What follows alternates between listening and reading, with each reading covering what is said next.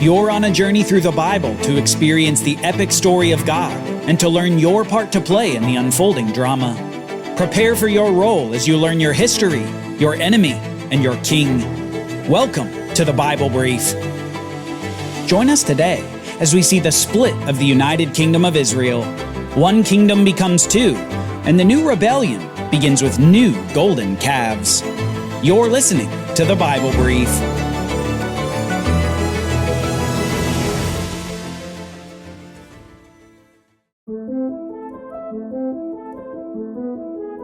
God pronounced this judgment upon Solomon for his disobedience to God's law. He said, "Because you have done this and have not kept my covenant and my statutes, which I have commanded you, I will tear the kingdom away from you and give it to your servant. Nevertheless, for the sake of your father David, I will not do it in your lifetime. I will tear it out of the hand of your son. Yet I will not tear the whole kingdom away from him. I will give one tribe to your son for the sake of my servant David and for the sake of Jerusalem, which I have chosen."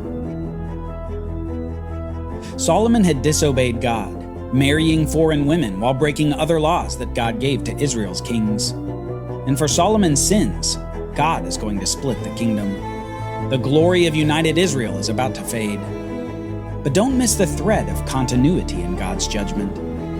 David's tribe, the tribe of Judah, will maintain rule over Jerusalem. After all, God made promises to David, and God doesn't forget his promises. Soon the plot begins to thicken, and God announces coming events through one of his prophets. God's prophet is sent to someone who, thus far, is essentially unknown to the story. He's a servant of Solomon, and he apparently helped administer the labor used in some of Solomon's building projects in the nation. The servant's name is Jeroboam, and the prophet comes to Jeroboam with a symbolic act. The prophet comes to the man, takes a new piece of clothing, and rips it into 12 pieces. Then he says this to Jeroboam, "Take 10 pieces for yourself, for this is what the Lord, the God of Israel, says. Behold, I will tear the kingdom out of the hand of Solomon, and I will give you 10 tribes. Nevertheless, I will not take the whole kingdom out of Solomon's hand, because I have made him ruler all the days of his life for the sake of David my servant, whom I chose because he kept my commandments and statutes. But I will take 10 tribes of the kingdom from the hand of his son and give them to you. I will give one tribe to his son, so that my servant David will always have a lamp before me in Jerusalem, the city where I chose to put my name. As for you, I will take you, and you shall reign over all that your heart desires, and you will be king over Israel. Because of this, I will humble David's descendants, but not forever." God's prophet has announced the next phase of the Bible story. Jeroboam will rule over 10 tribes of Israel, and Solomon's son will rule over the remainder. And it seems, Solomon soon hears of what this prophet has said to Jeroboam, and Solomon takes action. Solomon therefore sought to kill Jeroboam, but Jeroboam arose and fled to Egypt, to Shishak, king of Egypt, where he remained until the death of Solomon. Just as God said, it wouldn't be in Solomon's days that the kingdom earthquake would happen. Instead, it would be in the next generation. Now, before we move on from this, we need to do some counting.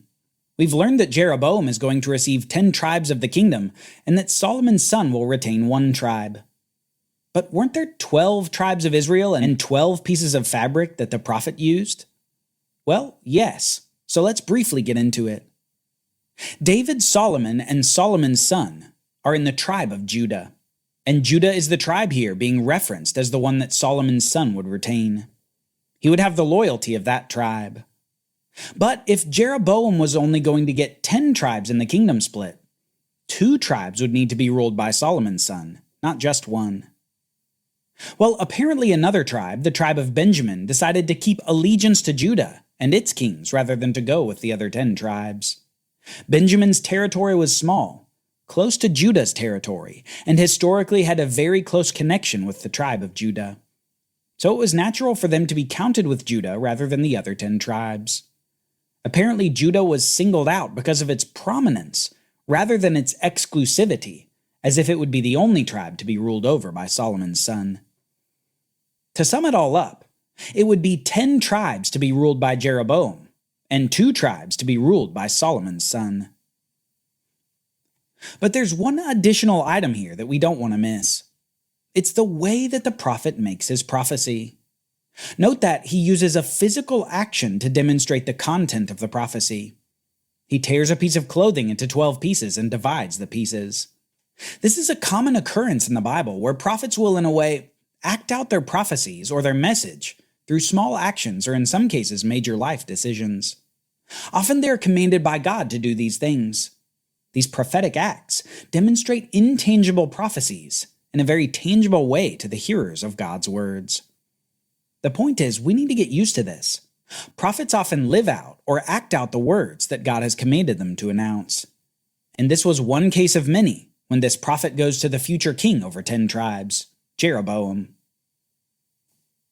After Solomon's death, his son takes the throne next, and this is where things begin to rapidly unravel. Solomon's son is named Rehoboam, and Rehoboam does not have the wisdom of his father.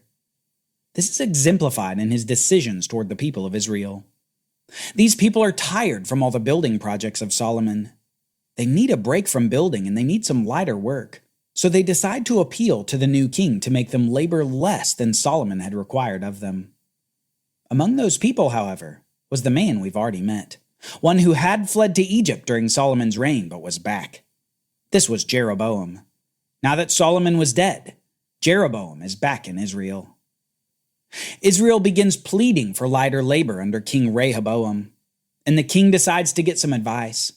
He asks the old men who had helped advise Solomon, and he also asks some of the younger advisors his own age. The old men advise him to gently respond to the people, while the young men advise him to double down on the work that his father had required of them. 2 different responses from 2 different generations. So Rehoboam, perhaps thinking that a presentation of strength might help his consolidation of power, he says this to Israel when they all meet up again. "Whereas my father made your yoke heavy, I will add to your yoke. Whereas my father scourged you with whips, I will scourge you with scorpions." Rehoboam sides with his younger advisors and announces heavy labor and harsh discipline for the people of Israel, surely to the people's dismay. Rather than a gentle king, it appears they will get a haughty tyrant. And this development, well, it develops legs of its own. Years prior, the seeds of rebellion had been sown. They'd been watered for a few generations, and now, with this word from King Rehoboam, they sprout. The people respond like this. When all Israel saw that the king had refused to listen to them, they answered the king, "What portion do we have in David, and what inheritance in the son of Jesse? To your tents, O Israel, look now to your own house, O David." So the Israelites went home, but Rehoboam still reigned over the Israelites living in the cities of Judah. So to this day, Israel has been in rebellion against the house of David. The kingdom has split. What the prophet foretold years prior has finally come to pass. The northern 10 tribes were torn away from Rehoboam, and now Jeroboam would rule over the northern kingdom, while Rehoboam, Solomon's son, would retain rule over the southern kingdom of 2 tribes. In just a few days, new allegiances are set, and one kingdom had become 2. The north rebelled, and the south was now small in size and insignificant in worldly power. But don't miss this. Note that the northern kingdom is described as being in rebellion against the house of David. God's choice to allow Jeroboam to rule over the 10 northern tribes doesn't mean that God was rewarding righteousness on Jeroboam's part, nor that Jeroboam had earned it. Instead, God was using Jeroboam's rebellion to accomplish his judgment on Solomon's sin, a judgment that spilled over into the reign of his son. As if to underline this point, that this northern kingdom was a rebellious kingdom, we need only to see what they do almost immediately upon gaining independence. Jeroboam, desiring consolidation and stability, decides to go his own way. Jeroboam said in his heart, "Now the kingdom might revert to the house of David. If these people go up to offer sacrifices in the temple of the Lord at Jerusalem, their hearts will return to their lord, Rehoboam, king of Judah. Then they will kill me and return to Rehoboam." After seeking advice, the king made 2 golden calves and said to the people, "Going up to Jerusalem is too much for you. Here, O Israel, are your gods, who brought you up out of the land of Egypt." 1 calf he set up in Bethel, and the other in Dan, and this thing became a sin. The people walked as far as Dan to worship before one of the calves. Jeroboam also built shrines on the high places and appointed from every class of people priests who were not from the tribe of Levi. Did you hear the nearly direct quote embedded in Jeroboam's statement to the people? You read almost the exact same words way back in Exodus chapter 32.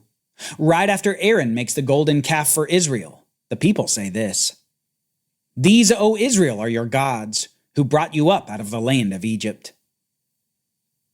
Jeroboam is either so ignorant of the law that he ironically and unknowingly quotes the rebellion at Sinai, or he's familiar enough with the law that he purposely quotes the rebellion. Either way, these words are a significant indictment on Jeroboam's leadership and on the northern kingdom. It's a kingdom of rebellion.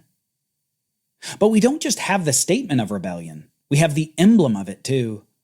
Not 1 golden calf like at Sinai, but 2 here made by Jeroboam. The king makes them so that the northern 10 tribes won't go back to Jerusalem to worship at the temple, and instead they'll worship these golden images. We can already tell in the first days of the northern kingdom, this isn't going to end well. After the political rebellion of splitting the kingdom, the signs of rebellion against God's law to the nation are already showing.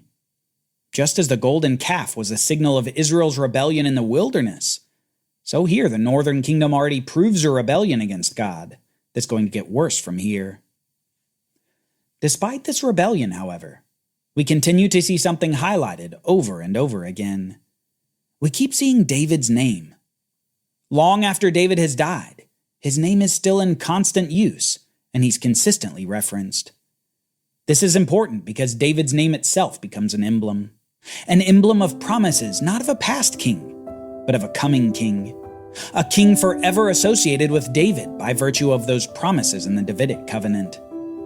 Somehow, a kingly seed of David will appear out of this small kingdom, now a shell of its former glory. The seed will come, and he will rule over an everlasting kingdom. All this mention of David is a constant reminder to us as we read. Just as God has not forgotten his covenant with Abraham, he will not forget his covenant with David. He will preserve David's tribe, the tribe of Judah, and he will preserve the lineage of David until that one future king comes. Despite the rebellion of the northern kingdom of Israel, a future king will rule on David's throne over a reunited Israel.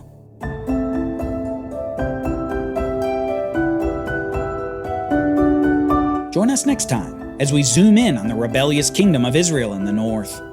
We'll meet an evil king and see his response to Elijah, one of the most famous prophets in the whole story. For Bible readings, reflection questions, and quizzes, don't miss the Bible Brief app. Available on iOS and Android, so you can go deeper into the story. The Bible Brief is a project of the Bible Literacy Foundation, a nonprofit dedicated to helping you learn the Bible. Give to support the Bible Brief by visiting BibleBrief.org or tap the Give link in the show notes. Thank you for supporting the Bible Literacy Foundation.